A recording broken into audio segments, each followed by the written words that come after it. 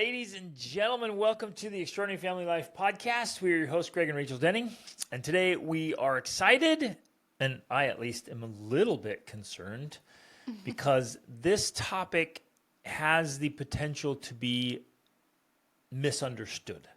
And we don't want to be misunderstood. We want to be able to speak openly and plainly without being misunderstood. Which in some ways is not possible, Right. I think, because misunderstanding is Part an of the human essential experience. element of the human experience Yeah. and of conversation in general. Like Yep. misunderstanding happens. Just because of the way we define words. So when we say something like church, we all have a specific definition for church, and gospel, God. Even you say, well, this is God, and each has a different kind of meaning and feeling they attach to that. Well, And it's kind of like the iconic Jordan Peterson when people say, do you believe in God? And he's like, it depends on what you mean by believe and what you mean by God. exactly, right? exactly.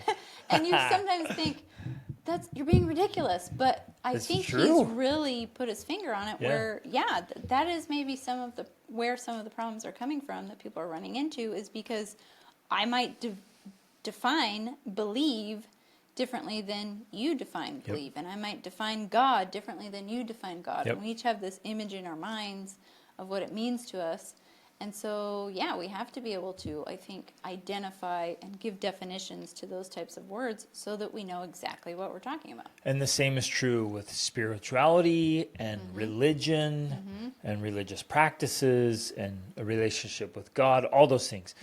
The additional complexity comes with what we can refer to as sacred cows, that we each get Well, the attached reference- emotionally and mentally to certain things, and Certain ideas. and they become, so there's Untouchable. there's sacred things that you're like, hey, that's sacred and special and it ought to be treated that way, and I totally agree. Then there's certain things that they become untouchable, or it's easy for all of us to become blinded by something because we're so emotionally attached to it, or we put so much meaning on it or whatever, that like, hey, no, you never talk about that. You never question whether it's being done well or not. It's like it's untouchable. Right.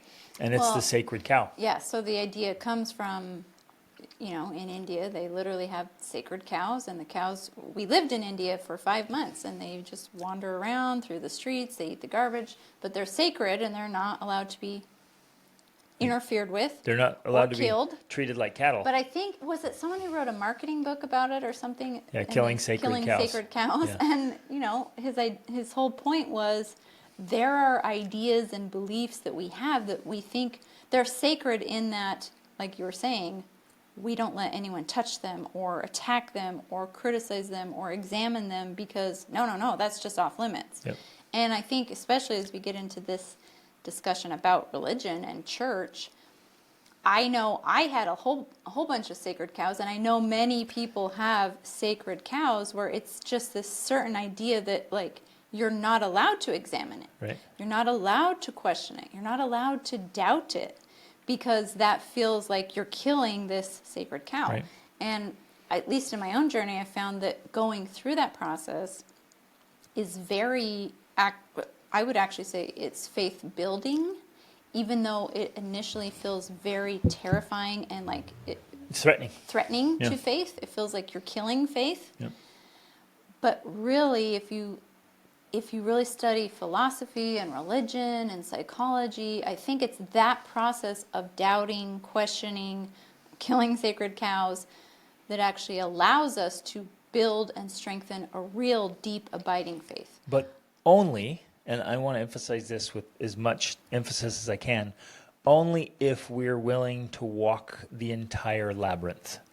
Only if we're willing to go all the way. If I just step back and start pointing fingers and criticizing and like, oh, that's not very good and that's not very good, and then I just walk away off into the field, whatever. I go walk into the wilderness. I missed it. It's not helpful. It's not helpful at all. It's criticism that's not. It's not purposeful. It's not intentional to any end. It's Exactly. just- But if yeah. I'm willing to examine and question and walk the whole circle, then that actually strengthens faith. Right. And you're referring to, we love to refer to the labyrinth. specifically the Chartreuse labyrinth in France, which is on the floor of a cathedral, where to arrive at the center of the labyrinth, you have to walk the entire thing. A labyrinth is different than a maze. A maze has dead ends, and it takes you places you don't want to go, and it doesn't lead to anywhere specific, where a labyrinth begins in one place and ends in another, but you walk the entire distance. So you go north, south, east, west, up and down until you reach the center. And that, to me, is this process that I'm describing, or I'm talking about. That has to be the process of faith. Yeah. You walk the labyrinth, you ask all the questions, you go into the dark, scary places, you shine light in the corners. That's the process of building faith. But I think if we continue to live in this state of mind where we don't question, we're not willing to kill the sacred cows, we're not willing to ask the hard questions, then we remain in one little corner of the labyrinth thinking, no, this is it. This is it. This is the whole thing. Yeah, the whole exactly. truth is right here in this corner. And we're like, no, there's a whole labyrinth you still haven't walked. And the truth is actually found in the center, not over here on the outskirts. Right. But the truth has to encompass all of the outskirts. Yeah. All of them.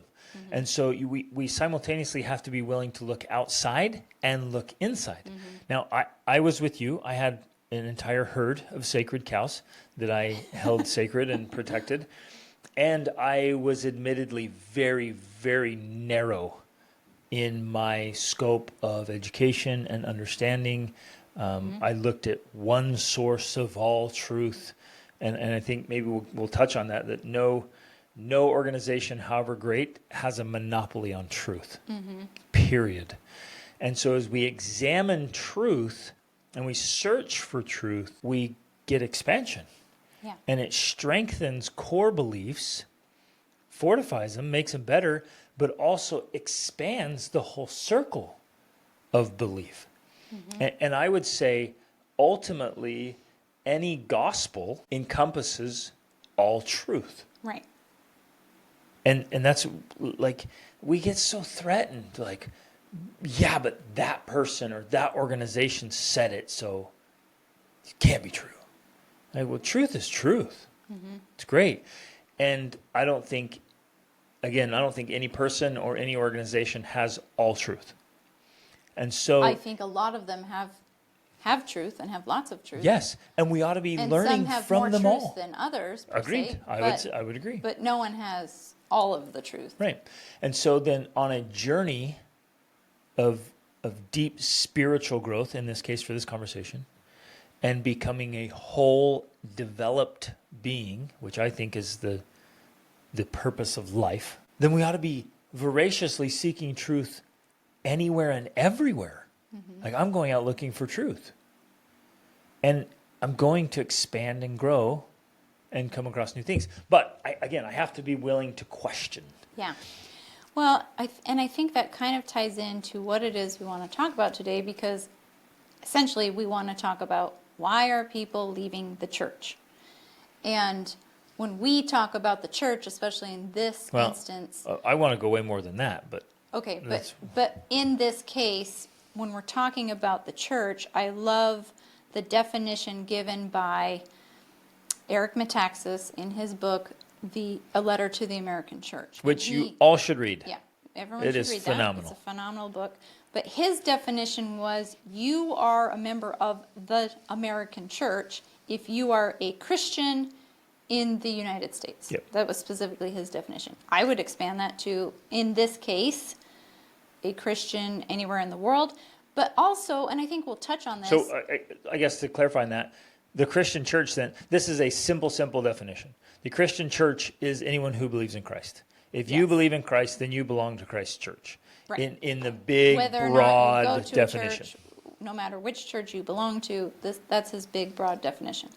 I think we are going to touch on, at least today, that what we're discussing not only applies to Christianity, but we've also seen it in Buddhism, Hinduism, Islam. Like, we've seen it in a lot of places around the world, because I feel it's a global phenomenon that's happening worldwide, of this kind of move away from religion, at least an organized religion in a way. Although, really, in places like Mongolia or Turkey or Morocco, I don't know if you ever officially leave Islam. Like, I feel like that's always it's just a part of your culture. It's just a part of everything. So it's always there. But we have seen it being practiced in different ways over, like, it's changing. The whole culture of the next generation is changing. Right. I think you meant Morocco, not Mongolia, because. Well, I meant Mongolia as far as Buddhism. Oh, okay. Yeah. And Okay. those practices. Yep. So part of this discussion is like there's a mass exodus out of churches. Yeah. And that's, maybe there's a big part of this conversation. I definitely want to talk about how the church is failing to rise up to its potential. Which, exactly in my mind, is the reason. Like, if we could give the short definition of why people are leaving the church, that would be it. Yep. Churches are failing Yep. to meet the needs of their members, and that's why people are leaving them. Which, okay, I said because it ties into what you're saying, which is essentially what you had been saying right before that, is essentially people are looking for truth. And need it. They want truth. Yeah. Human beings want truth. They want to understand the truth. Yep. And so they're seeking it. But I think when they begin to seek it in their own religion and they're not finding the answers there, they start looking elsewhere, which is normal and natural. Because as truth-seeking beings, we are going to search for truth wherever we can find it. Yep. And that is a good and healthy thing. Now, it can also become a destructive thing because we have seen that as a destructive force in the lives of individuals and families. So it seems frightening because, yeah, it is potentially frightening. But if done in the right way, if you walk that labyrinth, and if you don't throw out things too quickly, you find that it's actually grounding and centering, and it helps you to solidify your faith and to have a deeper understanding about why religions exist in the first place, like what their purpose is and why they are necessary and why they have a role to play in the foundation of society. You begin to see that as you walk this journey. But again, back to the reason of why people are leaving the church, it's because they're not finding the answers they're looking for there. Exactly. And they're not able to have the conversations they need or want to be able to find those answers. Another way to say that is they're not having their needs met. Right? Like we talk about all the time in relationships. Like if your needs aren't being met with parenting, the children's needs aren't being met, if the spouse's needs aren't being met, there's going to be trouble. Exactly. And then in Exodus, right, things are going to fall apart. And the same is true with this kind of journey. It's like if the needs aren't being met spiritually, specifically spiritually, but socially, intellectually, definitely. Yeah. If it's not happening, then there's trouble and mediocrity, and then falling even just away. Boredom. Yeah. Or a lack of stimulation or challenge or interest. Yeah. So today, this episode's going to sound, at least from my side, it's going to sound quite critical of churches and religion. But I want to emphasize as boldly as I can, I believe religion is a good thing. In spite of the ugly, ugly history the religion has, an organized religion. And I've had many conversations with people who just abhor organized religion because of the negative side effects of it, which is true. It's true. It can have such an ugly side effect, and it can become so divisive and so, I don't know, there's a lot of trouble that comes with it. In spite of that, I wholeheartedly believe it's a good thing. And it's a foundation for a lot of people, and for many, many, many people, it brings so much goodness into their lives that they wouldn't get otherwise. Yeah, right. And it becomes a great resource, an extended family. I mean, so many good things. But today, in the same mindset and that we approach almost everything is like, let's be willing to question it and always ask, is there a better way? Right. How can this be done better? Where is it failing? And we really started doing that together with how we were going to educate our children. Well, and how we were going to live our lives. I mean, that's how our journey started, of course, because we wanted Well, to. but it started with education. True, you're right, it Lifestyle was years later because Yeah. that was even another big leap. Right. But it started with education. It was like, okay, let's look at what's available with education, and we saw the institutions, and we started looking at the results. Because at the time you were actually working in the Inside, public education exactly. system. I'd worked in private education and public education, and I was just looking around, just paying attention. I was willing to be aware and honest at the results, because results don't lie. That's how we can effectively judge or, quote, attack sacred cows, is say, look, results don't lie.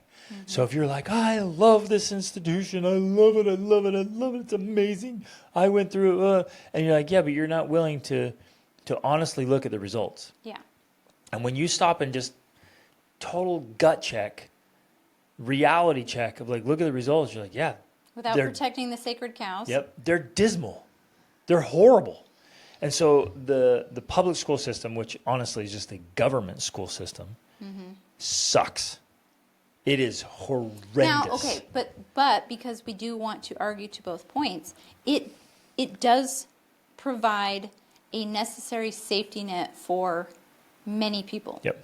And that's the point of it. What's a safety net for all people, for society? Right. It's a safety net so that even if the poorest person in the country did nothing, or in the world, at least their child would at least have this basic education. Yep, it's a safety net. That's why it's there. And it's a good thing. We need it. Yep. But I think in the context of this discussion, as bad as it is, I would never say, get rid of it. Yeah. Abolish it because it's so bad. I would never, ever, ever say that. But in the context of this discussion, what we're trying to say is that for people who want better outcomes than you would get in the public school system, you have to pursue different pathways. Yep, exactly. That's what it's about. It's not get rid of the school, and it's also not get rid of the religion. It's saying, hey, wait a second, I want better and different outcomes. I have to take a different path. That's there for society, for safety. It's needed, it's necessary, but it doesn't mean I'm necessarily going to follow that path, right? And that's where we started with homeschooling, because we thought we want different outcomes. We want different outcomes. We want better outcomes than we're seeing in the public school system, so we're going to pursue that different pathway. And as arrogant as it might sound, we wholeheartedly believe that because of the inefficiencies and ineffectiveness inside these big large organizations, we believed we could do it more effectively and more efficiently, which has proved to be true. Yes. And so it can be done. And again, back to this quest of striving to become your very best self. If you genuinely are on a journey to grow and grow and grow and grow and grow, then of necessity, just the very nature of growth, you're going to outgrow certain things. Right. You're going to move past them. And that's important. You can't be like, well, no, junior high is the best. We're staying there because it was a good experience. Like, well, at some point, you've got to outgrow that. Rachel's alarms are going off. So I think we'll circle back to the outgrow things because it's important. Okay, and there's a foundation, there's a base, right? So we're talking about questioning organizations, saying, oh, is there a better way to do this? And being willing, heaven forbid, to question the sacred cow. Which, for both of us starting out, public school was a sacred cow. I went to public school, you did, you went to college, you were a public school teacher. So that idea initially was crazy. I went through the whole thing, and I loved going to university. I genuinely loved going to university, and I learned so much. I was out on my own at 16, so going to high school and doing the work, I learned a lot. Right. And I liked learning. I loved learning, and so I was like, oh, this is great. And then I wanted to be a teacher because of what education can do. It can transform lives, and so I'm in it. Like, this is the best. Right. And education is transformation. But then you have to start questioning the sacred cow of, wait a minute, are these schools actually delivering education? Well, and today we're asking, are churches really delivering on spiritual promises? But I think that this is also a good analogy because we're also not saying there was no value there. We're not saying that it didn't provide a foundation for your life. It did those things. Yep. But what we are saying is that at some point you realized, okay, good, it produced these outcomes. But if I want something different, if I want something higher, if I want to continue growing, if I want to continue progressing, I actually have to leave this behind, if that makes sense. I have to move beyond the basics. Okay, here's a Move beyond comparison. basics. I like It's that. like you look at the 10 Commandments. Like, are the 10 Commandments ever going to be irrelevant? No way. They're fantastic. They're awesome. But if I look at the 10 Commandments as like, that's it, man. Right. That's the whole of truth and religion is keep the 10 Commandments and you're good. That's way too small. Right. It's way too small. And if we want to rise, then we have to keep all the 10 Commandments easily and actually move beyond pursue more commandments. It also, I think there's also a nuance here because I just recently read an article about this where in essence, the 10 Commandments are transactional, where ultimately we want to move into the transformational. Exactly. We want to focus on the commandments, the laws, the principles that transform us, not just that are kind of like check the box, transactional. And that, I think, as we get into this discussion about why people are leaving the church, the Christian church in the world, it's because there's too much of a focus on the transactional. Mm-hmm. There's too much of a focus on do this, don't do that, don't do this, do that thing. Because we start coming up with lots and lots of rules. Right. It becomes, to me, very similar to the Sanhedrin or the Pharisees in Jesus' time where that was one of the things in this article too, it pointed out. Like, it started with the 10 Commandments, but by the time Jesus was on the earth, they had 613 commandments. Like itemizing every little thing. And while a lot of us think, well, that's not happening today, it's totally happening today, even though it's not per se written down anywhere or, it's like a commandment. But every church has these things that are like, oh, we don't do that. Well, and a lot of families do. We've seen this so many times in families that you stop and look at it and you're like, good night. Like these parents are the epitome of the Sanhedrin or Pharisees, legitimately. But right. I don't know. I didn't live in Jesus' time, but I'm imagining many of the Pharisees did it from the goodness of their heart. Yes, they wanted to be exactly obedient. Right. Like they wanted the right thing. Obedience. And I know a lot of these parents with the best of intention are like, I know what to do. Let's make way more rules and way more. And they become abstract and arbitrary but no, we're doing this because we're like super righteous. And now you might be thinking, well, Greg, didn't you just say we move beyond the 10 Commandments to other commandments? And there's more commandments. Yeah, there's more commandments. But I guess it's worth the distinction there. It's not like I'm going to come up with another 500 specific, very specific rules. Like at this exact time I have to do this. And I can only do this, but only to that extent, because then after that's a violation. It's what I was referring to is the higher laws, specifically something from like the Sermon on the Mount, right?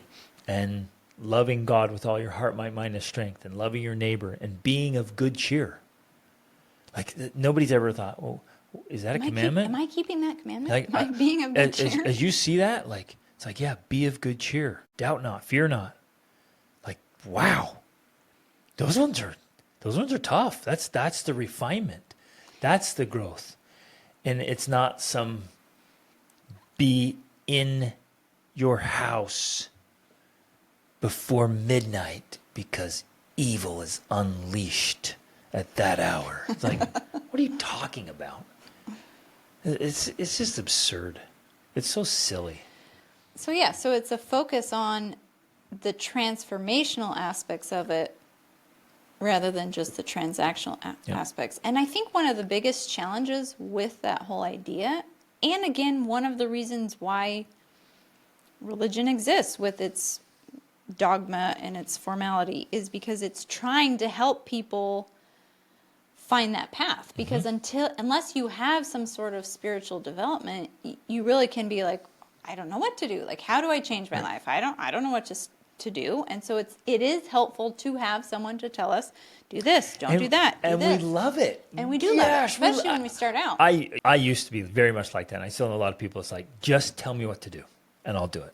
I pled for that. Just tell me what to do, All the and rules, I'll do it. all the laws, everything. And yeah, Even to the point where you used to wear your shorts below your knees because you just thought that was one of the things. right, Oh, like there's a line of like above the knee is one thing, below the knee's righteous. a better thing. Higher way. And you get it, and so you're like, well, I want to be even better. I want to be even better, and so you start thinking more rules, more rules, more rules. But that's not necessarily the case because it becomes more transactional. Right. And so it is I think as we grow and develop, it actually becomes something that's more intuitive and more individualized. Yes, but that gets risky because that's you're what I'm like, talking whoa, about. did you just step into relativism? Right. Exactly. And aren't there hard rules? And when you look at the Bible and when the scriptures, we love to think that they're rule books, but they're not. Because if they were strict rule books, we were supposed to beat our children with a rod, and women are not to speak out, right? Right. And you think, well, but that's a misunderstanding, and that's so then we go through and we make little exceptions, but then something else in there is like, oh yeah, that's a hard rule.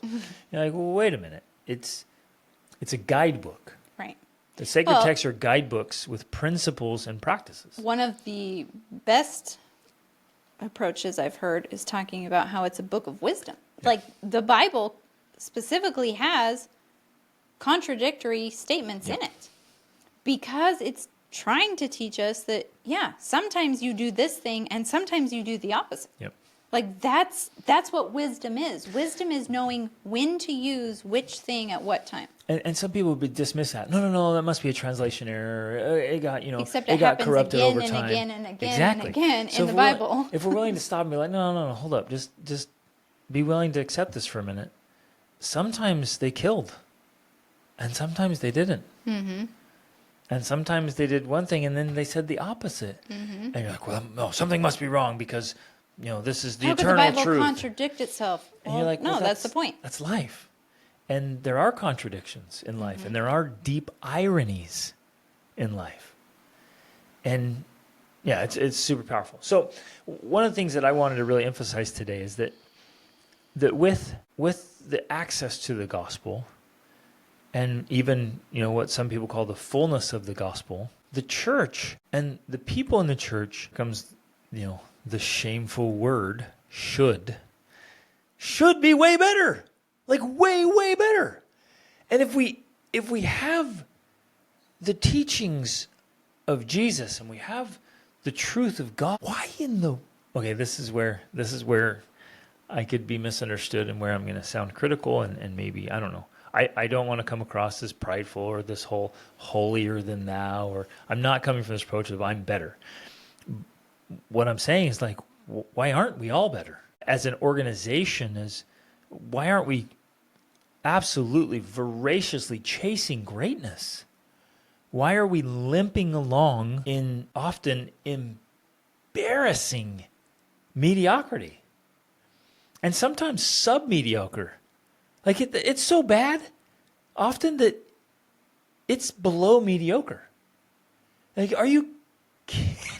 Are you kidding me? Like, there's so much potential, so much greatness available sitting right here on the table in front of us. And the best we can do is offer one of the most boring sermons that's ever been delivered on this planet. Are you kidding me? There's so much truth. There's so much potential. There's so much goodness. And all you can do is just read from a manual. That's what I was thinking. Read from a manual? And we can have the most transformative discussions. But, those kind of questions aren't allowed in here, brother or sister. We can't doubt. We can't ask hard questions. And can't debate. There's no debating. And then, the most pathetic answer, which seems like the spiritual answer, is when the hard questions are asked, you're like, well, you just need to have more faith. That is such a cop-out. It is such an absolute cop-out. And so with all that, all the greatness and the potential for Christ's true church, we're just limping along. Now, I can hear people in their mind saying, because I used to say it, I used to teach it, well, the church is like a hospital, and we're all sick. And I was like, oh, that's a great metaphor. And I used to share that. Oh, the church is a gathering place for sick people. And then after a while, I started thinking, well, wait a minute. Why are they all still sick? Isn't anybody getting whole?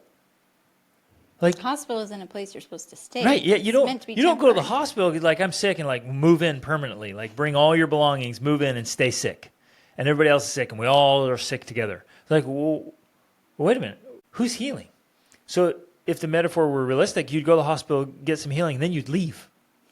So are you supposed to come in and then leave? Do you outgrow the church, or is that just a really crappy metaphor? And then, but people, they embrace it, they live it, and then. And like, well, then the patients become the nurses and doctors. You're like, oh, come here. Oh, you're a patient, but you've been here a while. Why don't you perform the surgery over here? Like, what in the world? What? No! Ah! Get me out of here!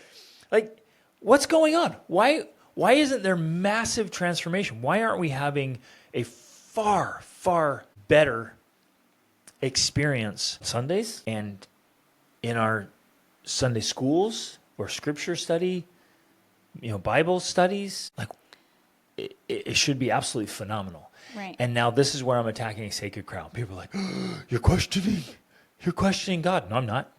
You're questioning Jesus. No, I'm not.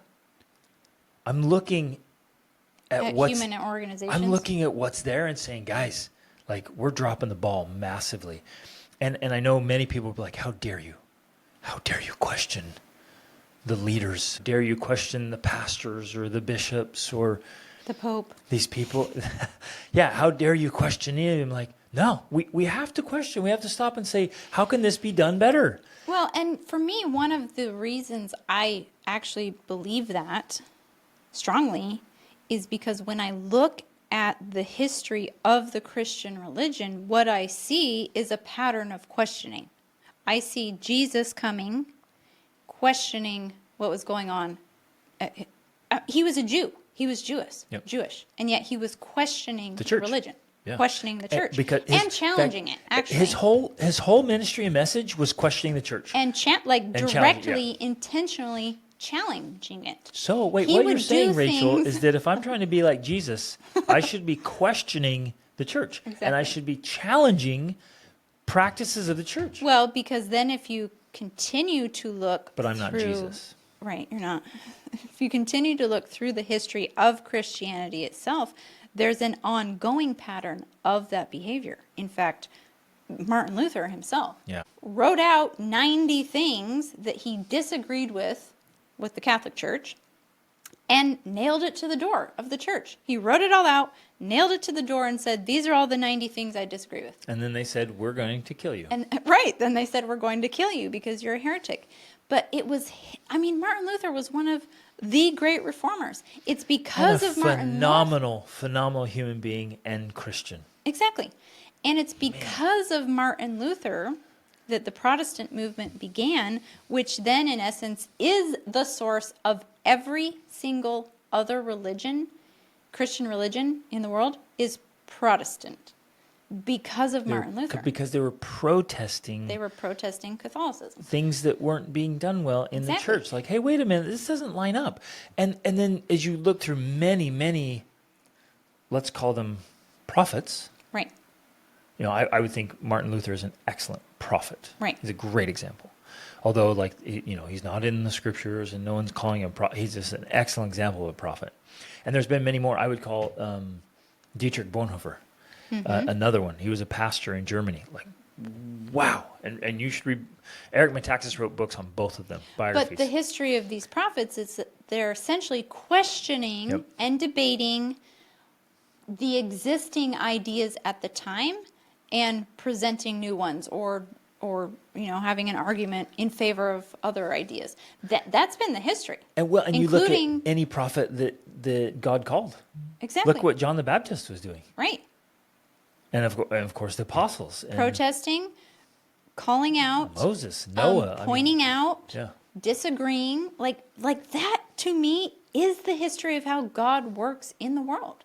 He works that way. That is how he works through people.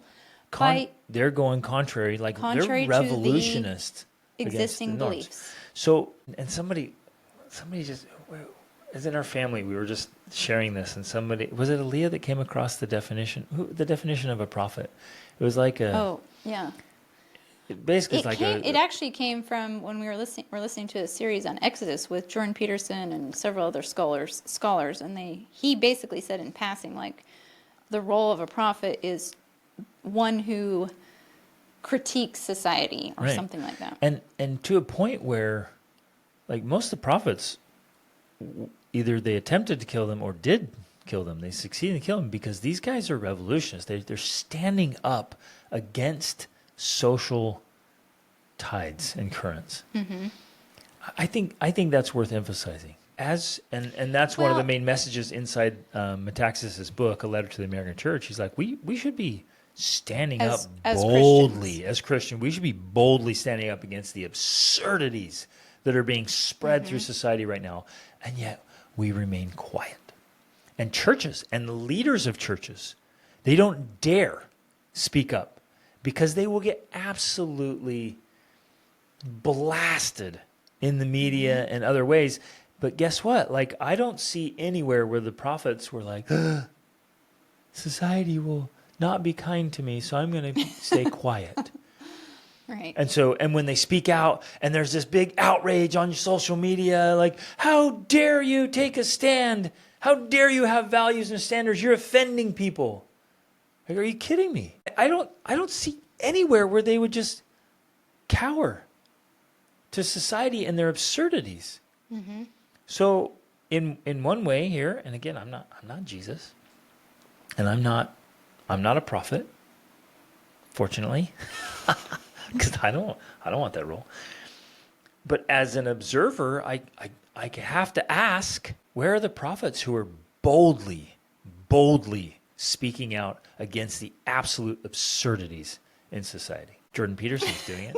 I was going to say that, but I was like, I'll just be quiet. I bring up Jordan Peterson too much. He's doing it. And there are others that are doing it. There are a lot of people who are doing it. Yes. There's individuals who are doing it so well, and they've built up large platforms. And I often think, wow, these individuals are doing it better than the churches. How is this even possible? How is it that they, of their own accord, say, this is unacceptable. I'm doing this. And they're doing it better. And we're being put to shame all by other individuals or organizations. Like, no, why aren't we rising up? Right.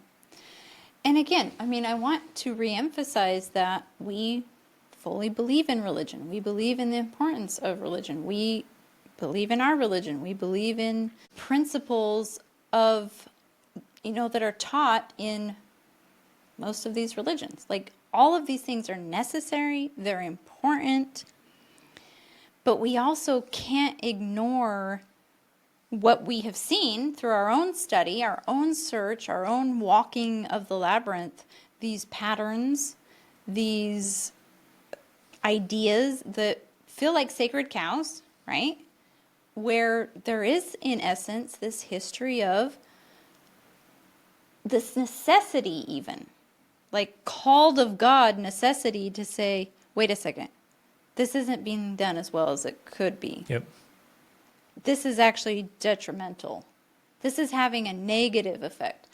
And for me, back to the idea of one of the things I mentioned, like, why are people leaving the churches? It's because, in essence, because this is something Jordan Peterson also talks about plenty, because he's interviewed lots of pastors from Catholic churches to Protestant churches to all over. He's talked to them. It's a global phenomenon. Why are people leaving the churches? It's essentially because they're not being called to something great. They're not being challenged to some noble aim. And they're not being fed. They're not being fed by the good word of God. They're not. And if you, at least in my own experience, if I go to church, I can see that firsthand. Yep. It's not happening because most of the people around me, myself included, are bored out of our minds, trying to keep ourselves awake, and we're just not being challenged spiritually, intellectually, socially. Like, it's It's just not there. Yep. And I know that some people would, argue about that. And I totally agree. There are definitely churches out there where that is happening. So I'm not saying that this is, a Universal. blanket statement, Right. universal. It is happening. And we have on occasion been to some of those churches. But we've also traveled a lot and we've been to a lot of churches. And I would say the norm, more often than not, is a sense of boredom. And just checking the boxes of like, I being went there. to church. Like, yeah, I'm supposed to be at church. I'm at church. Check. And that's extremely dangerous, because then you can go home patting yourself on the back, believing that you are on this path of salvation Right. and righteousness, because I go to church. Exactly. And you're like, yeah, what did you actually get out of it? Especially when we're talking about transformation rather than just transaction. Like, Right. just going to church is transactional. But if there's not transformation that's occurring there, then it's, in my mind, it's really just useless. Yep. It's pointless. If you're not experiencing transformation, then your going to church is not pointless. of value. Yeah. You're not getting the value out of it, Right. because the value is not being, well, in many cases, the value is not being offered. Right. Like, I saw this I don't even know what it was, a bumper sticker or something. It was like, going to church doesn't make you a Christian any more than standing in a garage makes you a car. And I thought, well, at first I was like, oh, that's great. And I'm like, well, no, you can never become a car. So I thought, well, wait a minute. It's better, like, going to church doesn't make you righteous or spiritual or help you in any way, just like merely going to the gym would help you get in great shape. Mm-hmm. Like, if I go to the gym every day and check the box and then go home, like, it doesn't mean I'm going to get in great shape. Right. It doesn't mean I'm going to be a fit athlete. It means nothing. Like, I see people consistently go to the gym and never get results, because what they're doing isn't working. Right. And the way they're doing it isn't working. Maybe that's what I really want to emphasize today, is like, go to the gym and do it right, and do it with intensity and consistency. Get those results that we're supposed to be getting Right. by participating in church. Well, and maybe this is a good analogy because, we're not saying, I guess one way we are saying, like, yes, you can also get fit outside of the gym. Absolutely. You don't necessarily have to go to the gym to get fit. You could get it at home. You could get it by running. You could get it in other ways. So that's a possibility. But we are also saying, yeah, go to the gym, but make sure you're doing the workouts. Yeah. And make sure they have the right equipment, Yep. because sometimes just not having the right equipment means you're not getting the fitness, because they don't have what you need to get fit. Yep. So And good trainers. And, like, I guess, is this time to bring up home church? Like, if you do home education, it's possible to get a world-class education at home. especially nowadays, even more so. This is going to be misunderstood, and some will hear it as heresy. Could home church be absolutely world-class? Is it possible? And I want to invite all of you listening, really honestly answer this. Wrestle with it. Don't just brush it off. Don't just push it aside. Really, really wrestle with this. Is it possible at home, on your own with your family, to truly come closer to God? I think the first time I ever heard of home church, which was ironic because that was one of my sacred cows. I just thought, well, no, that would never be a thing. I have to go to church. I have to be at a church. But we know the super awesome family. They used to be Mennonite, I think. They still dress in that way, but they have officially left their specific congregation or whatever because they're also unconventional. It was kind of, and they were kind of Amish, Mennonite, and they live in Amish country now. Yeah, I don't know all the differences between those sects or whatever, but essentially Mennonite, Amish, something like that. But they had a large family, amazing people. They had 10 kids, I think. They had adopted a bunch of them, some of them with special needs.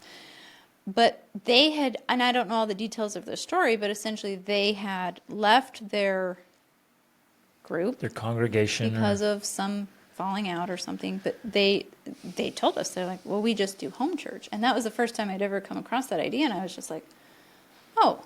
And Well, these, yeah, I mean, these are amazing. like, these people are amazing Christian. human They are beings. like salt of the earth. Gosh, I want to be more like Yeah. them. And, but it struck me at the time because I thought, well, yeah, I chose to homeschool. Home church, that's interesting. But it was that was a long time ago, pre-COVID Yep. even. But I think that idea in itself opened us up to, because before that, we always believed that we couldn't personally live in a part of the world where a congregation of our church didn't exist. Right. But because of that, we were open, and we ended up going to Morocco. Well, we had some lived in visa, we had Morocco. visa restrictions at Yeah. one point, and so we had to leave, and we were out for 3 months, and there was no congregation of our church, and Yeah. so we thought, well, let's just do it Let's at do home church. And so we did home church. That was in, I It think, was 2015, 2016. It was one of the best experiences we've had with church, right? When we did home church. And then, of course, during COVID, For context, too, for people who might be newer listening, like I went through a seminary, and then I actually taught in seminary. so Like, you essentially have a doctorate in religion. Yeah, I taught religion for years. Like I went deep dive Mm-hmm. into this, and so and I love it, and I love the study of it. I love the history of it. I love teaching it. I love studying the pedagogy, like how to effectively teach it. Like I love all of this stuff, and so that was also one of the things that led me to question, like, wait, we should be so much more effective as teachers and preachers. Here's one of the ironies of life. And I see this time and again, that once we get good at something, we also become a good critic Yep. of that thing. And because you were good at teaching, you are a great teacher, and you had gone through all the training of teaching specifically in religion, you started early on saying, wait a second, why don't we have better teachers in religion? Yep. Like we could have some of the best in the world. We could have some of the best teaching out there, and yet we don't. Why? Why don't we have that? Yep. Because it's possible, it's available, especially when you just learn, some teaching skills. So anyways, back to this idea of home church, so COVID, of course, happened. A lot of people experienced that. And I heard from a lot of people about how much they loved home church. Yeah, Like it they was absolutely loved it. a great thing. And Now, what happens at home is then the entire responsibility of the family. So if spiritual growth takes place, great. If it doesn't, not on so you, great. right. But either way, it's on you. So just saying, well, we're all at home, like, okay, it's going to be a magnifier of what you actually do with it. right. And it's important to point out that some families can do it and do it phenomenally well. And you look through the scriptures.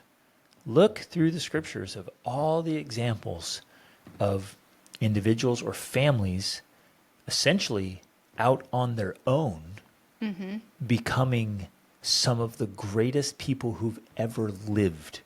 So those of you who are feeling like your sacred cow is being attacked, look at your very own scriptures for all the examples of people who said, no, what's happening at church is a mess. We're I'm leaving. doing this on my We're own. doing it on our I'm own." leaving, and did it phenomenally well. John the Baptist, because even what Jesus said about John the Baptist, that he was one of the greatest ever born of women or whatever, like, and what was John doing? He wasn't like in He the wasn't going to churches church. like, I'm going to head to the synagogue and listen to what the Pharisees and In my suit Sadducees and have to tie. say. Yeah, I'm gonna get all decked out. He was dressed like a wild man out on his own in the desert, and Jesus said he's one of the best men that was ever born. Right. This is so interesting. Yeah. And then the most quoted prophet by Jesus himself is Isaiah. And if you deep dive in Isaiah, I spent 3 years deep diving in Isaiah. Isaiah's message is a severe rebuke of the church. That is Isaiah.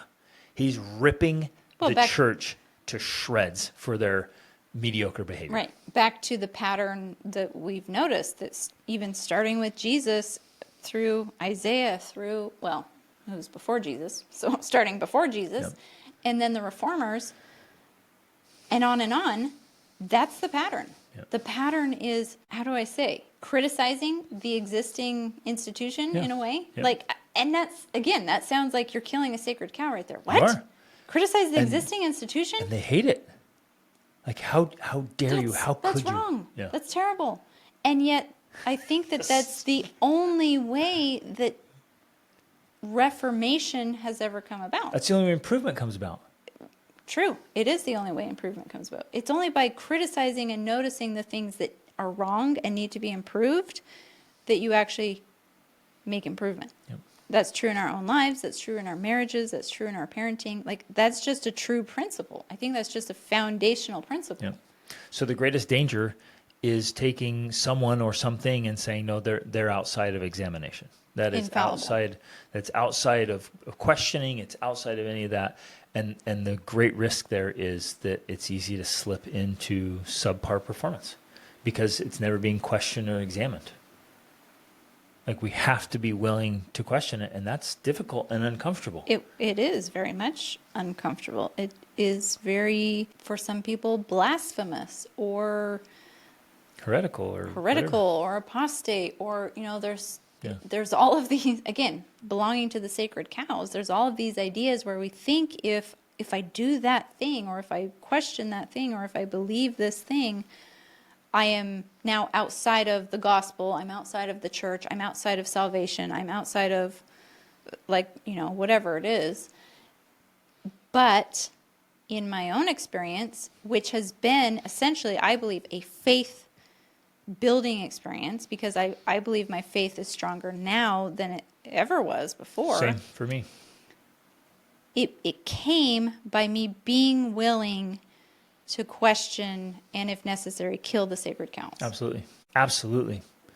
And like we've mentioned multiple times, like that was the journey of spirituality and of prophets, of attacking those things and shutting them down. And it's important to do this. Like, no prophet has ever said, I am infallible. In fact, they say the opposite. And Yeah, they're yet, like, hey, we make mistakes. And yet, too often, people want to put them on a pedestal. I mean, I even remember growing up that I had this, I don't know if it came from specifically the church or just people around me, that in essence, all the prophets were perfect. That Abraham and Isaac and Jacob and, you know, all of them were perfect. And I remember, even not that long ago, listening to Jordan Peterson. I mean, this was like several years ago, but listening to him critiquing the prophets and pointing out that, no, God is using these very imperfect men and women who make mistakes, who get drunk, who do all kinds of things that they shouldn't be doing, but yet that's the people God is working with to prove that he's God, I guess, and we're human, and he's going to use our humanness to reach his goals and his ends, right? Like, it's not, his gospel being spread is not dependent upon perfection of human beings. Right. And so then I think it's wise and mature of us to realize that leaders and prophets make mistakes. And that doesn't undo their prophetness, as I make up a word there. It has nothing to do with that. It's like, Right. oh yeah, they were wrong about that. But there's that sacred cow again. It's like, wait a minute. They made a mistake. If they were wrong about something, that must mean they're not good or not true or not prophets or not leaders. No, that's just not the case. Right. This is not the case. And so there's some spiritual maturity there to be like, oh, yeah, if they're not infallible, which they are not, and they'll be the first to tell you, then of necessity, they make mistakes. And I think that that's true in organizations in general. The very nature of an organization is the fact that, because organizations are necessary, whether they're religious or corporate or, you know, education system, whatever, they're necessary. Like we talked about already, they are necessary. We need them. Yep. But the inherent danger of organizations are that they also become bureaucratic. They become dogmatic, like they become rigid, and in their rigidity they lose some of that natural flexibility and intuition and Transformation. They become transformational transactional. power. Exactly, they So, become transactional. and almost without exception, the bigger they get, the worse they get. In a very real which way. is just the nature of Growth. organizations. Yep. Like that's true no matter what. Yep. Government, business. If you just look at organizations in general, that's what happens. They become bigger and more behemoth and more And dinosaur-like. then their manual of instructions gets bigger and bigger and bigger. Right. And then, it Well, gets and so then- far extended that it's somebody else handing a manual to somebody else and saying, this is how we do things. And Right. you're like, oh, man. Which in a way is necessary. It's necessary for the growth to occur, but it also has an inherent weakness in it, which leans towards, in essence, totalitarianism. It leans towards this controlling power, which is the end all, be all, say all, do all. Like it's the authority, which is what the prophets have always been fighting against, right? It's what Jesus fought against, Yep. fighting against the Pharisees. I mean, that's what, it's the natural cycle that continues to happen. It has been happening for thousands of years, and it continues to happen and needs to continue to happen because that's how growth and development and transformation occur. By saying, hey, organization, and this is true whether it's the school system or the government, we have to say, wait, you're becoming too rigid, you're becoming too controlling. We need some reformation here. We need change. You're getting We too need- watered down. You're getting too mediocre. You're not delivering on the Right. goods. We have to focus on the basics and the grassroots in a way, which is a bottom down, a bottom up instead of a top down, because that's inevitably what happens.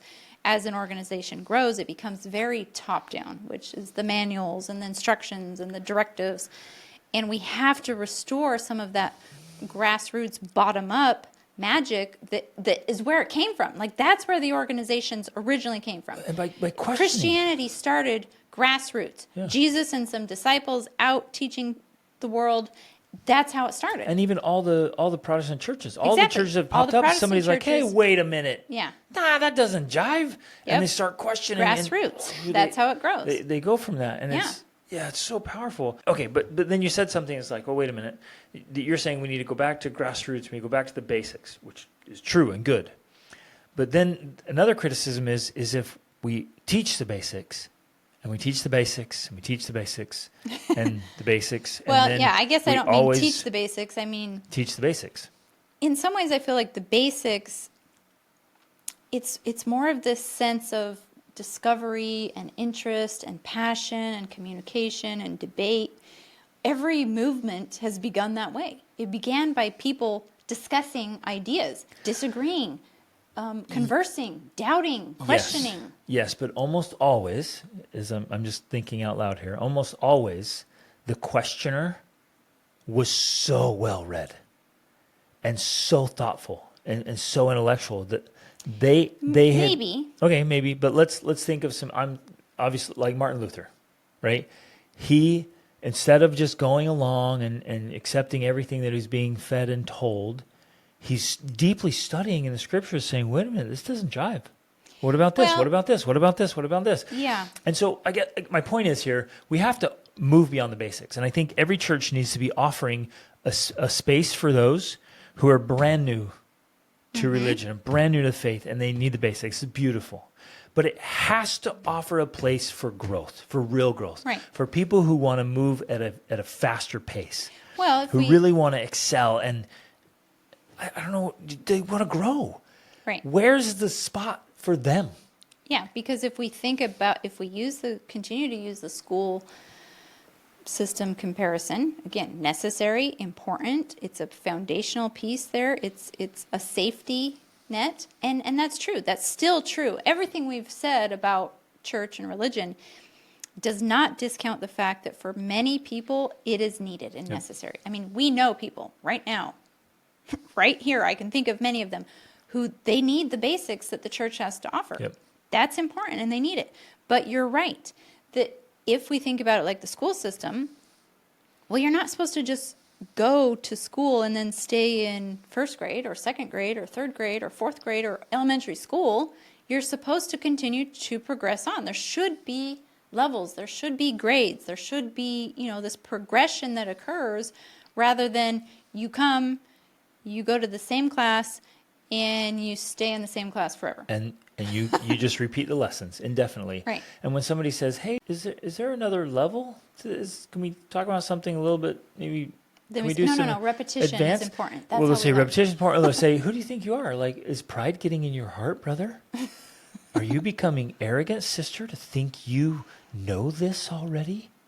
that you're. Do you think you are learned and wise? Yeah, and you're so special, and like you're like, no, I just want to go to college now. Like, yeah. can I go to college? Can I get a bachelor's? Then after I have How my about maybe bachelor's and master's, and I a get a doctorate, can I get another doctorate? Right. Can I get another doctorate? Can I please keep going if I want to? And the response is usually, be more humble, right, and have and more faith. faithful, and study on your own. You're like, wait a minute, if real growth is me studying on my own, why am I coming to school? Why do I come to church again?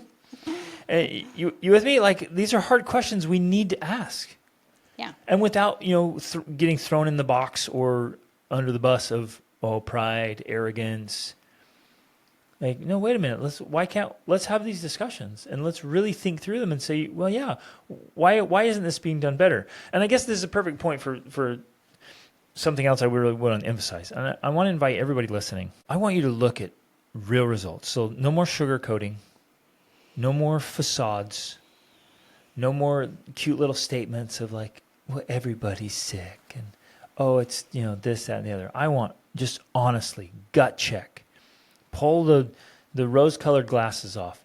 Look at the results. Mm-hmm. Is your congregation producing real results? Or are they just slightly better than the rest of society? And as society goes down the toilet, and if you guys aren't seeing that, I don't know where you live or what bubble you're got your head in. Like, society is just right down the toilet. It is an absolute toilet. Like, it's so bad. And that's not to say there's good people everywhere. Oh my goodness, there's so many good people. The trend is heading down. And just look at the big numbers, like the number for health. Which is a natural part look at the United of the States. fourth turning and all of that. And that's the part we're in right now, is that the end of the fourth turning. So it's to be expected. It's a part of that. So it's but physical health, mental, emotional health, spiritual health. Then you look at the trends of behaviors and what's going on, this weird, bizarre, crazy stuff, and then addictions. And then the pornography and the sexual addictions and the sex trafficking and the human trafficking that's going on. trafficking. And the U.S. is the number one consumer worldwide, Yeah, and a lot of them are going to church. And human trafficking. And they're churchgoers, all that stuff. So I guess my point is here, and I know this is a criticism, and I know this can be misunderstood. So give me the benefit of the doubt if you're misunderstanding me. Let's look at the results, because results don't lie. So if you're sitting there thinking, my church is the best, and my congregation's amazing, and this is so special and so powerful, look at it without the rose-colored glasses. Is it actually making a difference? And is it transactional, or is it literally transforming lives? And if it's not transforming lives, we have to ask the hard questions and make the hard changes. And this is not to in any way judge people as not being good people, because this has nothing to do with that. Right. There are good people in all of these churches that we're talking about. We're not saying that they're all bad people and porn addicts or anything like that. What we're trying to say... Or that even if you are a porn addict, that you're a bad person. Exactly, right. It's not. Exactly. What we're trying to say is, look at the results. Yeah. Look at, like everything you said, do they have a happy marriage? Or is it just a facade? Do they have great relationships with their children and they're getting great results with their children? Or are they just checking the boxes and then saying, oh, well, children have agency, so I guess they're going to make mistakes and hate me, Are they obese? Because that is one of the indicators of the society problem that is not any better in churches, you know what I'm saying? Because they're all just following the same trends of poor health, which is the precursor to disease. Like, it just is, right? And you would think that as a church, if we believe in being the children of God, that we would have different results. We would actually care about the bodies that God had given to us and have way better health. That our bodies are temples. Yeah. And you might be wondering, wait a minute, what does obesity have to do with spirituality? And my answer is everything. Exactly. It's true. And we can go through item after item and saying, okay, what kind of results are people actually getting who proclaim to be Christians? Yep. Because in a holistic sense, physical, mental, emotional, spiritual, social, financial, those things should all be trending upward. Yes. Right. And we're not talking about, oh, well, if you don't meet this standard or whatever, that's the problem. No, we're talking about a trend upward. Yeah. Like over time, you should be producing better results as you continue to experience transformation. Yeah. And if that's not occurring, then something's wrong. This is when I have my imaginary Something's wrong. pulpit as a preacher and I do some pulpit pounding. Then, and as you know, one of the observations I'm making here is that the church is failing.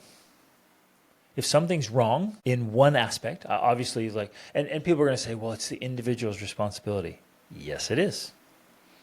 But in this conversation specifically, the church is failing to provide what it easily could provide. It is failing to level up to its own potential. Mm-hmm. How in the world can we have the gospel of Jesus Christ and then provide such a dismally pathetic experience? I'm just gonna be honest, like to me, at least my perspective, it's embarrassing and shameful. And it's a disgrace to truth and goodness and like. And again, this is not to discount the role it is playing, because we're admitting that. Yes. We're admitting that, yes, it is playing a role. It is providing a safety net It's for so some. It's helping them to stop drink or Yes. to stop their addictions or Yes. to whatever, forgive. It Yep. is doing all of those things. So and it yes, is doing it on a basic every level, Sunday a necessary people level. are having beautiful experiences Yes. and making changes. Absolutely. Yes, that yes, is yes. happening. But So this in is- the context of this conversation, we're talking about the upward reach. We're Right. talking about the ongoing growth and development of the members, especially over a long period of time. Yes, they should be palpably, discernibly getting better fast. Well, And not obvious. even necessarily fast, but just like obviously, so, like consistently. There's It an doesn't have upward to be fast, trend that's but it obvious. should be yeah. consistent at There's least. palpable, measurable progress like, oh, this is working. Right. And this is hard. This is what makes this conversation so hard, because at a basic level, you're like, yeah, look, this person was just struggling so much, and now they're not struggling with that thing. It's amazing, and like, And that is. some That's of good. it's miraculous and wonderful and beautiful, and we celebrate that and we acknowledge that. And that's what makes this conversation so hard, is because when you look at something. And okay, this is what makes personal development hard. This is what makes marriage is hard, it's parenting hard. Yes, we have to celebrate what we are achieving. Yes, we have to celebrate where we've come from. But we can't stop there. And so... Well, and we need to celebrate what has got us to that point, which includes religion. It includes the church. Like, at least in our own lives especially, that has been a foundational aspect of our marriage, our growth. So we're not discounting that. We are not making light of that, because we know that played a huge role. Yeah, absolutely It's pivotal. very significant. Included the church. It's necessary. It's important. But we also can't just sit back on that and be like, well, okay, great. so I guess now if we're just bored and spiritually dying, then we just have to hold on to the end and wait for our time in heaven to make up for it. This is I don't believe tough. that that's what it's supposed to be like. because growth and refinement requires a constant re-examination and say, hey, yeah, what you did was great. That's fantastic. Well, okay, for me as a husband, right? I made all these changes before I met Rachel, and I could have been like, you have no idea what I was like. Yeah, I had an I was bad. insane temper, and it was so Just bad. be and grateful. You should just love me for who I am. I made so much progress, but I never, ever, ever asked her to love me as I am, and I still don't today. That's interesting too, because in some ways, if we think about it that way, many churches are saying, hey, this is just who I am. Like, this is how the church is. Yeah. Just come and accept it. Just deal with it. Just put up with it how it is. Just find a way to endure, find a way to make it through, but just show up. And if you want a be better there. experience, it's on you. It's your responsibility Yeah, it's your to bring a responsibility. better experience. I'm not going to change. I'm not going to do things differently. That's on you. And that if we even use the metaphors that Christ has used. If we're in this marriage with the church, that's a crap attitude. Yeah, that's a horrible attitude. To expect all the responsibility for what you get out of this relationship to come from me, and you have no responsibility, that just doesn't work. No. You know what I mean? So, like, yes, absolutely, we have to do our part. We have to be seeking. We have to be praying. We have to be, like, fully engaged as much as possible. But at some point, there needs to be reciprocation, I think. You know what I mean? Yeah. There has to be reformation, change, transformation coming from the church itself and the organizations and how they're run. And really it does. It's going to happen grassroots. It's going to happen bottom up, because in many, many ways it's so difficult to make those changes tops down. It just is. Like, that's the nature of organization itself. So this is hard. It is. Like I realize the complexity of it. And all, like, for years and years, when I questioned or other people questioned, the thought was, oh, it's pride. It's pride. And so now, but we have to beg the question, is it possible to question and criticize the church without being, as a humble person? Is it possible? Well, it's a seeker of truth. Can somebody who's genuinely chasing greatness, can they be humble? Chasing truth. And they're chasing truth. Can they be humble and question the church and how things are being done? Right. Yes. At least for me, that is where this entire conversation that we're having, our willingness to discuss and kill sacred cows and question and doubt, came about because I was sincerely seeking truth. Like, that's what I wanted. I just wanted to know the truth. And for myself, I've had a journey where the religion that we belong to, my parents were not always active in it. In fact, my mom joined it later in life. And then they weren't active at certain times during my childhood, but then they came back to it. I was not active. I think, like, I mentally checked out at 16, and then when I moved out of my house at 18, like, I had nothing to do with it. But then I came back to it because I wanted to find a strong, healthy relationship, a marriage. And so I knew that the place to find that would be in, religion, in church. So I came back to it. Well, kind of naively, on a little side note, thinking, well, people who go to church are, Well, compared to the other places, right? If you're going to go to the club or the bar to look for a mate, you're going, it's way better to go to church to look for someone. So Yes. It's not like people at church are perfect or have everything figured out or all put together, but it's a way different, a way better place to start. It's a better place to start, but it's also, I think, in this conversation, we have to be willing to look under the hood, so to speak, Yeah, or there's behind the definitely scenes, that and realize aspect that, of it. Of churchgoers yeah, still have a porn, of very church-going men, active, like, Christians. consistent Christian churchgoers, like, have a porn problem. at home. Well, they have lots of problems. Their marriages are falling apart. Their health is falling apart. Their family's a train wreck. Their kids are a mess. Like, they have severe addictions to painkillers or porn or Opiates. whatever. Like massive problems. But man, they're there every week. Check the box. Put on the show, the masquerade. They just put your Sunday's clothes on and put on your Sunday smile and hold hands with your wife because you just were fighting like cats and dogs, but you're going to church together. And so we put on the show and we get thinking like, oh, Christians are the best. And like, no, some of them are the worst. Like, some of the church-going people are some of the worst people on the planet. And that's so, it is challenging because we fully realize that, we're all here having a human experience, and it can be filled with pain and suffering and trauma and like really hard things, really. But I guess that's the point of having these types of conversations, is saying, well, let's all do a better job at finding the things that actually work and using them more consistently. Yes. So we can all get better, happier results. Yes. Because while life does definitely contain suffering, it should contain more joy. And more healing. And more healing. We and have more access happiness. to the healing power of the gospel, of Christ's gospel. Why aren't we healing? Right. What is going on that we have unlimited access to the healing power of the gospel of Christ, and everyone's staying sick? And those wounds are like infected, putrid. Like, what is going on? And the easy cop-out is, well, it's the individual. And of course, the individual has responsibility. Of course.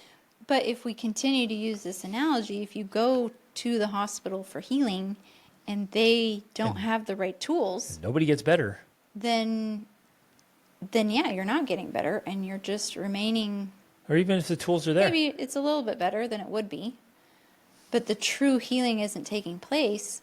And so, yeah, the transformation isn't occurring. And again, we're simply basing this conversation off, in some ways, our own experiences. Right. What we have seen. Having been to 57 countries, 5 continents, lots and lots of churches, and, just the world in general. Where are the people who are getting those higher level results? And how can we all be a part of making that happen?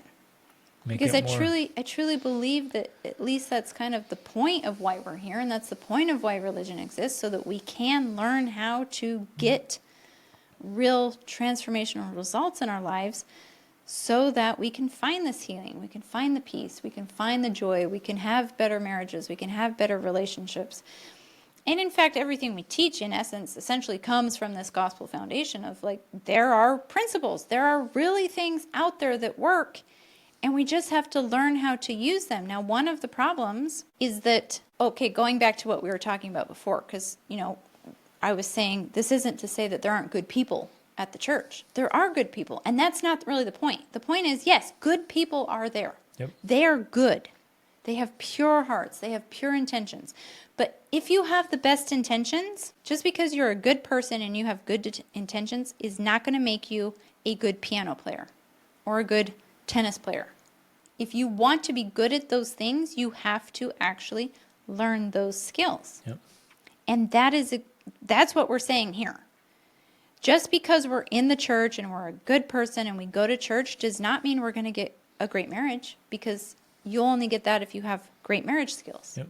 You're not going to be a great parent, because you're only going to get that if you have great parenting skills.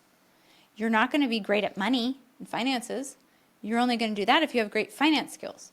All of those are things you can learn, but if the church continues to only focus on the basics, like pray, read your scriptures, go to church, and that's all you ever do, that's not going to produce these higher level results. It's not going to get you to a better marriage just because you continue to pray and go to church. Well, it won't even get you better spiritual results, because there's Right. spiritual skills and practices too. Exactly. So if you're just checking the boxes, going through the motions, you can your little Sunday school answers. Which, again, giving the due where it belongs, yes, that's a great starting point for Yep. a lot of people. Yep. They need that. You need to start there. because But they at have some nothing point, else. yeah, but at some point, that's no longer enough. Right. Just like if you start doing push-ups and you do 5 push-ups a day, at some point, that's no longer good enough. Right. You have to start doing more push-ups or different exercises. And it's this whole idea that, like, was it Paul that talked about the milk and the meat, and we need milk before meat? And that's true. Absolutely. You need milk before meat. But at what point are we going to start serving up the steaks and the roast? Right. I'm dead serious. And when you bring this up, it's like, it's pride again. It must be pride. If you're tired of milk and you want a steak, it must be pride. Or who do you think you are? Or you got to keep helping the people who are still on the milk. Like, no, when are we going to actually get some nourishment? Because you can't live on milk alone, right? And like, come on. Like, where are we going here? And so I get it. It's a criticism. It's difficult. It's a complicated conversation, but there has to be, I think, better performance across the board. And we have to take what's available to us and do a much, much better job all around.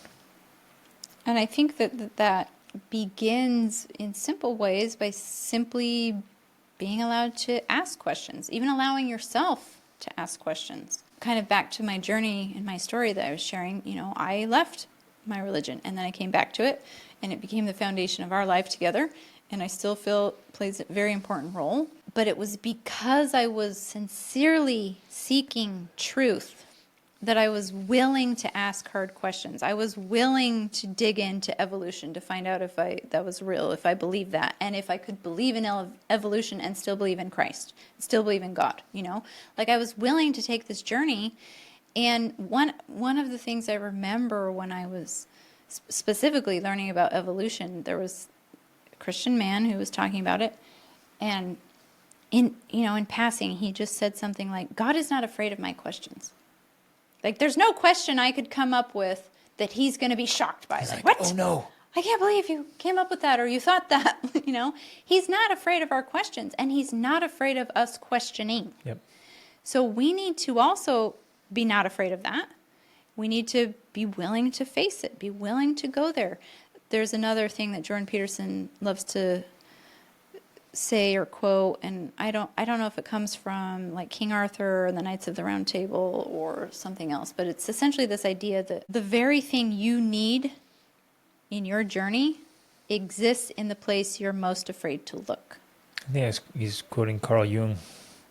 Yeah, but I'm also mixing it because there is a story from the Knights of the Round Table when they go in search of the Holy Grail, and each one of the knights, they essentially were told, or just did this, where when they went to search for the Holy Grail, they went and they looked at the forest, and the darkest part of the forest is where they began their journey. So it's this idea that the very thing you need to help you on your journey of growth and transformation exists in the place you are afraid to look. Yep. For me, years ago, that was evolution. Like, I was just terrified to dive into studying evolution because I thought, if this is true, then that means everything I believe is not true.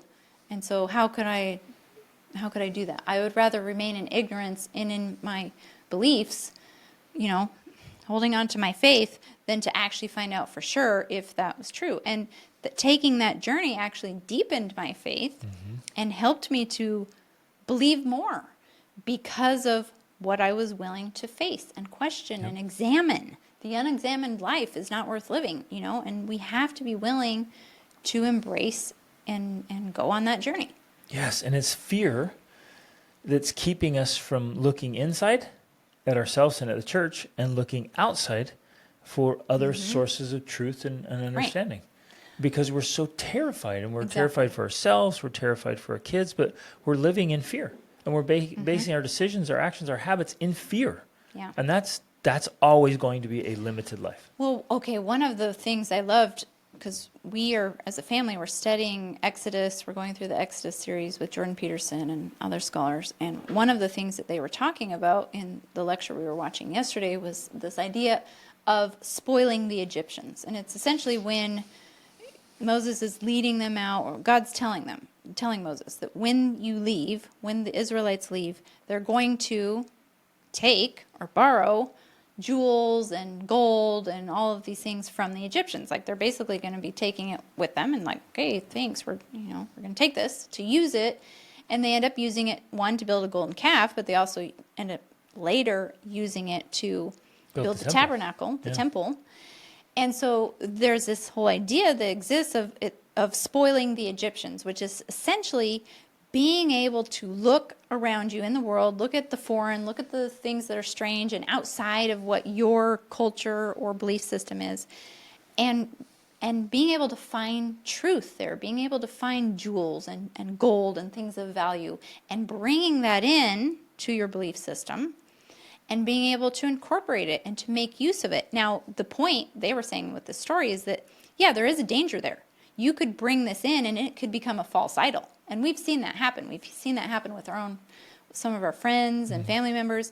They go looking outside and they find these truths out there. The very first thing they find. Yeah, like, the very first what? thing. Yeah. This is true. Everything. And then that now becomes their false idol. Yep. This golden calf that they begin worshiping is like, no, this is the thing. And we're like, well, no, that's great, but there's more. Keep walking the labyrinth path. You're going to find more, right? And so that's the danger. But as you continue to grow, you actually realize, I can build a temple with this. Like, I can use this to add to what I know. And so they said, specifically the the Hebrews at the time were very good at that. They were very good at bringing in all of this foreign outside ideas and wisdom and incorporating it. And that is also the foundation of, in essence, of Western civilization, where it's founded on the Bible, but it incorporates Greek thinking and Islam, and all of these outside ideas have been brought in. All of this outside truth has been brought in and incorporated to create something even better, even stronger, even more holistic. It's like this bringing all truth into one whole, right? So I really feel like that is one of the reasons people are disengaging in church and religion, is because that's in some ways not allowed. It's not permitted to bring in these foreign ideas. And so people will begin to study outside ideas and foreign ideas, and maybe they'll even start reading Buddhist texts or Hinduism or whatever, which I've read all of those things, and it's great. There's truth to be found there. But then because they can't talk about this with anyone else, they don't know where to have these conversations. Because they've been kind of either blatantly or kind of subconsciously taught that, where they are is the only source of truth, and you don't look for truth outside of that. Right. So then they go out and they find something that's true. Yeah, Christianity is the only source of truth. What? Mm-hmm. No. Yeah. And then they want to question everything. There's truth in Buddhism and there's truth in Hinduism. I was told that the only truth was in our little church. Right. Yeah. So, but then because they don't have a place, like you were talking about, like where's a place to have these conversations, to have these discussions? There's nowhere for people to discuss this. And so they end up having to leave their own religion in search of a community where they can have these conversations, where they can say, hey, you know what? I've been reading the Bhagavad Gita, and I've been thinking about this, and I've been wondering, how does this play in? Or does it play in? Or is it a complete contradiction to Christianity or what? We should be able to have those conversations instead of feeling like there's something wrong with you, or you're bad, or you're questioning, and so now you're on a path to hell. When the reality is, if we look at prophets and anyone who grows in their spiritual journey, that's just a normal part of it. That is the path. That's how you get there. Right. And we need to incorporate that into our religion so that it provides that foundation for walking the spiritual journey. Gosh, and shouldn't it be like the best place? Right. It should be. On a Sunday, somebody walks in and says, I'm honestly questioning the existence of God. Mm-hmm. I don't know. I'm struggling, wondering what's true. Mm-hmm. Like, that should be the perfect place. You should walk in and everyone in the room should be like, yeah, I've been there. I've been there. Mm-hmm. What are you thinking? Let's talk through it. So, you need to have more faith. You're a sinner. Like, what do you, and shame, bad. Let me tell you how it is. Like, no, let's talk about it. The devil is. Yeah. Satan, let me cast out your devil. You're evil. It's like, no, I'm just doubting. Right. I'm wondering. Doubt's a great thing. Doubt is a great thing. It is. Because it can bring us to deeper, stronger truth. Well, and I love this idea of wrestling with God, because in essence, that's what we should be doing. We should be having a wrestle with God. We should be struggling and trying to figure things out. And the metaphor of wrestling is great. Like there's kind of some confusion going on there, and some twisting and turning, and some pain even. Some broken legs. Yeah, sometimes, because Jacob wrestled with God, and when he was done, he had a limp. Like, he hurt himself and he was limping. And so, yes, sometimes that's going to be a part of the process. But I think because we're afraid of that journey, that wrestle, we shy away from it, and we instead prefer to remain comfortable with what we know, rather than embracing the unknown. Right. Or we mistakenly think that, in order to be good and righteous, there's no wrestling. There's no wrestling involved. I just blindly, okay, yes, right. to anything. Exact obedience. And you become, that's not more righteous. Mm-mm. That's not more spiritual. That's more naive and more underdeveloped. Mm-hmm. That just blind acquiescence to anything. Like, I'm not going to think about it. I'm not even going to wrestle with it. I'm not going to question. I'm not going to try to understand it and really examine it. I'm okay, yes. That doesn't make you better. Mm-hmm. It makes you weaker. Right. And I know I'm there it is. I just shot another sacred cow, because you think, no, the most righteous, the most spiritual, just they don't question anything. They don't doubt. There's no wrestling involved. It's just following along peaceably. And like, yeah, but you literally know nothing. And so when Well, you remain underdeveloped, especially if, sorry to interrupt. Go ahead. well, just when you come face to face with something down your path, it's going to wreck you Yes. because you haven't examined it. Because you're underdeveloped. Yeah. Because especially if we continue this metaphor, one of the very best things for the development of children is roughhousing and wrestling. Like that, the research on that is clear. Like children who wrestle with usually their fathers have just a much more developed brain. They have a much better grasp on the world, like not just the physical world, because that's a part of it, but even the social world. They learn boundaries about how to interact and like how far is too far and how much is too much pain. And like there's so much they're actually learning in that process that is helping with the development of their brain that I think is also happening with our wrestle with God. Like when we wrestle with God, we are learning more about ourselves. We're learning more about God. We're learning more about how things work. We're just understanding things better because we are having this wrestle with Him. Yep. And it makes us stronger, obviously. Yeah. Wrestling absolutely makes you stronger. Right. That's so simple. So there's one other, I guess, viewpoint I want to put on this, because I remember hearing a few years ago, we were in Norway having an amazing experience on one of our trips.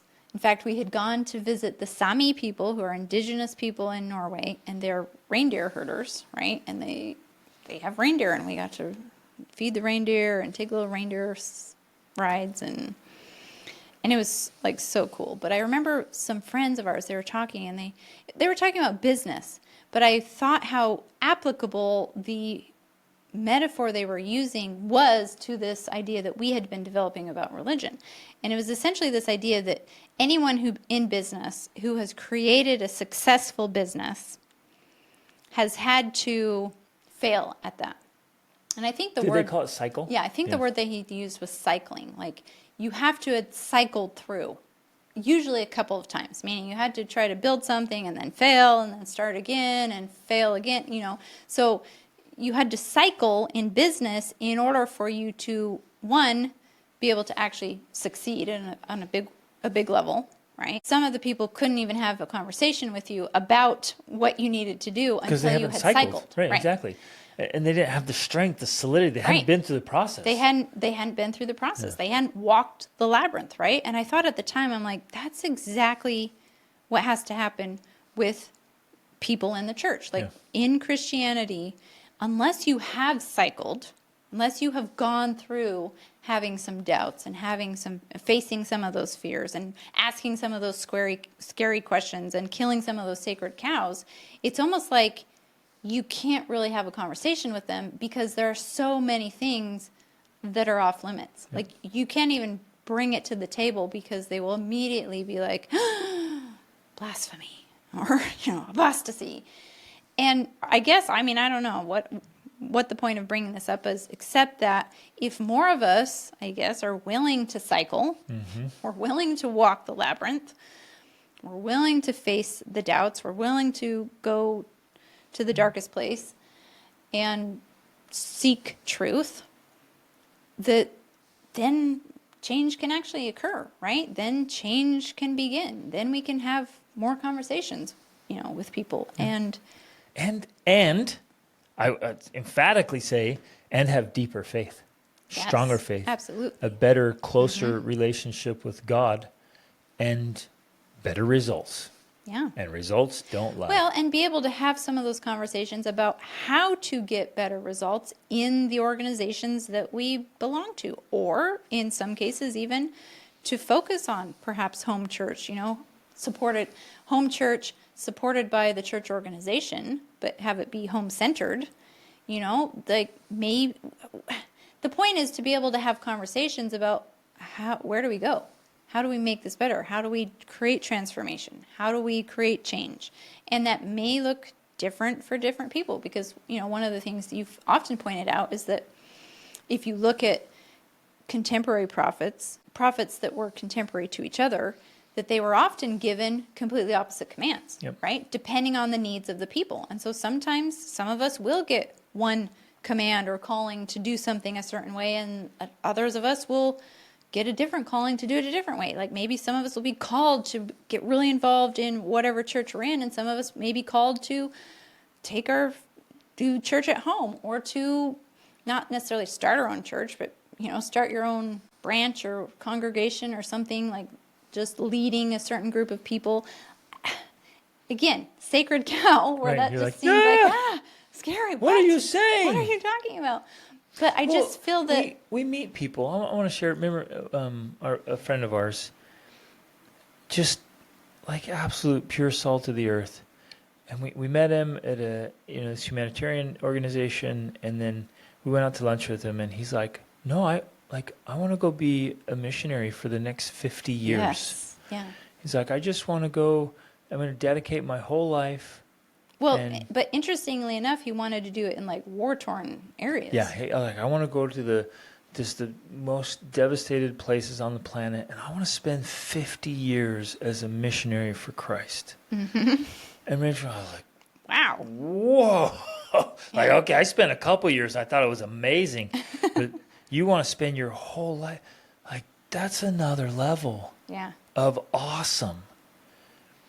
And the more you start getting out and meeting people and seeing what's possible, and it wasn't his specific congregation that was calling him to do it. Right. He felt was individually called as an individual Right. to dedicate his life to being a missionary. Mm-hmm. God was calling him. I'm like, okay, that's amazing, Yeah. and that's possible. And we keep meeting these wonderful people. Because I remember years ago, I thought, no, that's not possible.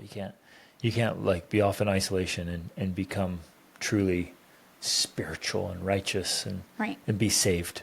You have to be attending church Yeah, right. and, fulfilling your church calling. Yeah. And then you realize, wait a minute, there's people out like they're fulfilling a calling directly from God that puts the rest of us to shame. Yeah. Like our little Sunday check the boxes and like, oh, I took cookies over to the neighbor. I think I just got my ticket to heaven. And others are out there like doing the real work. And you're like, well, they just went on their own. Mm-hmm. Right. Anxiously engaged in a good cause of their own free will and choice. Right. Like, whoa, wait, what? That's another level of pure awesome sauce. Mm-hmm. Okay, if you listen to this all the way to the end, wow. Wow. Okay, we love you guys. Thanks for listening. Thanks for thinking about this. Let's all move towards greater faith, better, closer, stronger relationship with God, and examine how we can help things be better, how we can question things and encourage improvement across the board so that we can help let our light so shine before the world that they can see our good works and glorify God. That's also a commitment. But that's the goal, to shine. So, love you guys. Thanks for listening. Reach upward.